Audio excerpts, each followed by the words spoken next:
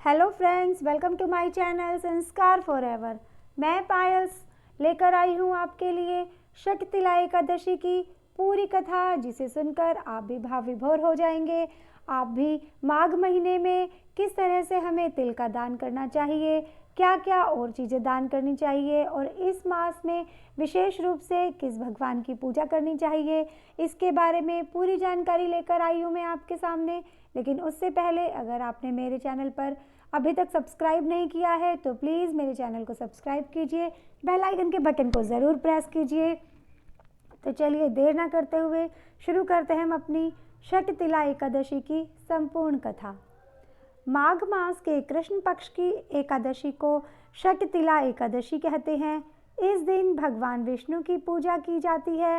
इस दिन काले तिल और श्यामा गाय के दान का विशेष महत्व है।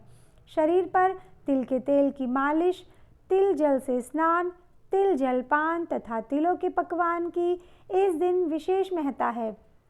विधि पूर्वक यह व्रत करने वाले को रोगों से मुक्ति मिलती है और सुखों में वृद्धि होती है। एक समय दालभ्य ऋषि ने महर्षि पुलस्त्य जी से पूछा कि हे महाराज, मृत्युलोक में मनुष्य ब्रह्म हत्या आदि अनेक महापाप करते हैं, पराये धन की चोरी और दूसरों की उन्नति को देखकर ईर्ष्या करते हैं तथा अनेक प्रकार के व्यसनों में फंसे रहते हैं, फिर भी उन्हें नरक प्राप्त नहीं होता।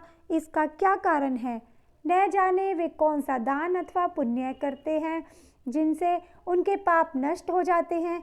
यह सब कृपा पूर्वक कहिए। पुलस्त्य मुनि कहने लगे, हे राजन, आपने अत्यंत सुंदर प्रश्न पूछा है।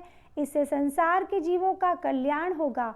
ब्रह्मा, विष्णु, रुद्र तथा इंद्र आदि भी इन गुप्त भेद को नहीं जानते, परंतु संसार के भले के लिए मैं आपको सुनाता हूँ। माघ मास के लगते ही स्नान आदि से शुद्ध हो, इंद्रियों को वश में करके काम, क्रोध, लोभ, मोह, अहंकार, ईर्ष्या, अभिमान आदि त्याग कर भगवान का स्मरण करना चाहिए। पुष्य नक्षत्र में गोबर, कपास, तिल मिलाकर उसके कंडे अथवा उपले बनाने चाहिए। इन उपलों से 108 बार हवन करना चाहिए। उस दिन मूल नक्षत्र हो, साथ ही एकादशी तिथि भी हो तो ये और भी श्रेष्ठ है। स्नान आदि नित्य क्रिया से निवृत्त होकर देवादिदेव श्री भगवान विष्णु का पूजन और एकादशी का व्रत करें। रात्रि को जागरण करना श्रेष्ठ है। उसके दूसरे दिन धूप, दीप, नैवेद्य आदि से भगवान का पूजन करके खिचड़ी का भोग लगावें।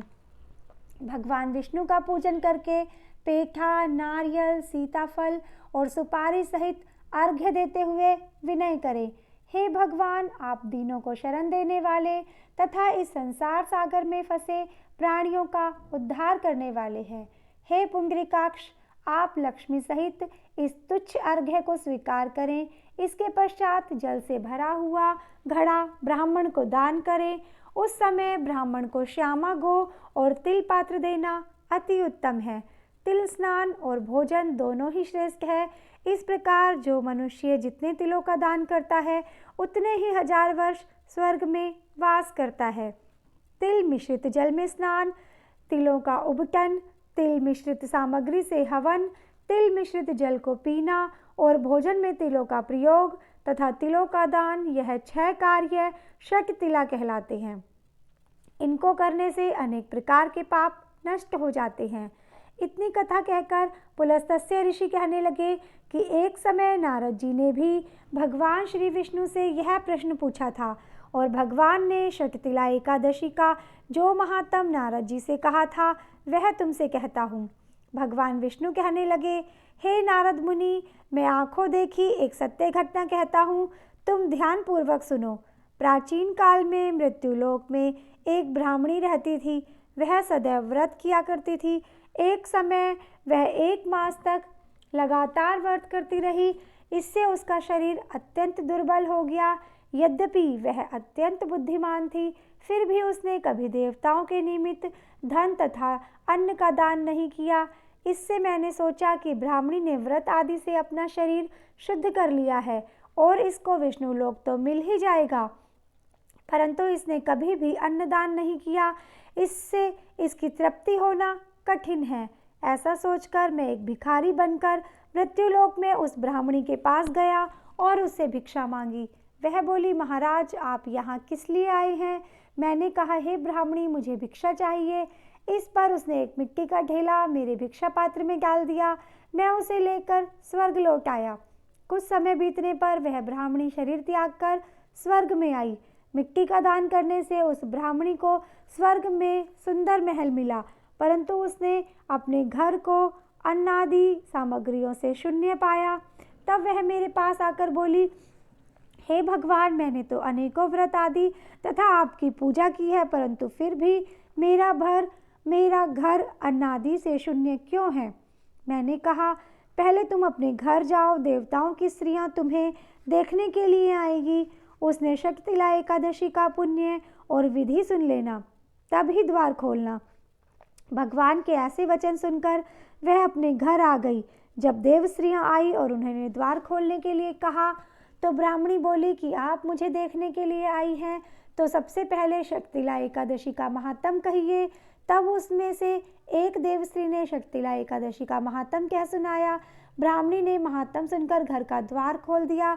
देवांगनाओं ने देखा कि वह न तो गांधर्वी है और न ही आसुरी वरन सांसारिक वृद्धा है। उस ब्राह्मणी ने देवियों के कथानुसार शक्तिला एकादशी का व्रत किया। उसके प्रभाव से वह देव कन्याओं के समान सुंदर और रूपवती हो गई तथा उसका घर अन्न धन से संपन्न होकर समस्त सामग्रियों से भरपूर हो गया। इस तरह से शक्तिला एकादशी का व्रत करने से सभी की मनोकामनाएं पूर्ण होती है तथा सभी के जीवन में जिस भी चीज़ की कमी होती है, भगवान उसे वो अवश्य प्रदान करते हैं। तो फ्रेंड्स, मुझे उम्मीद है आपको शक्तिला एकादशी की कथा ज़रूर पसंद आई होगी। अगर आपको मेरी वीडियो अच्छी लगी हो तो इसे ज़्यादा से ज़्यादा शेयर कीजिए, लाइक कीजिए, ताकि आप ही की तरह और भी लोग इस कथा का शरण पान करके भगवान की शरण में आ सके। Thank you.